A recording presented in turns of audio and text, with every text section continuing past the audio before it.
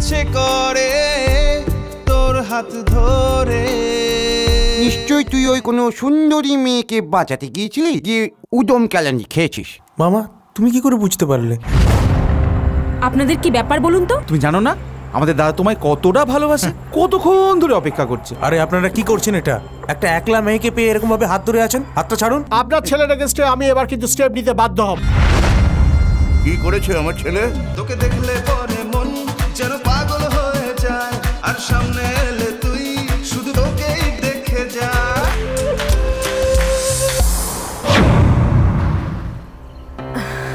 তুমি এখানে? উপায় তো একটাই, নতুন করে নতুন একটা মেয়ের প্রেমে পড়ো।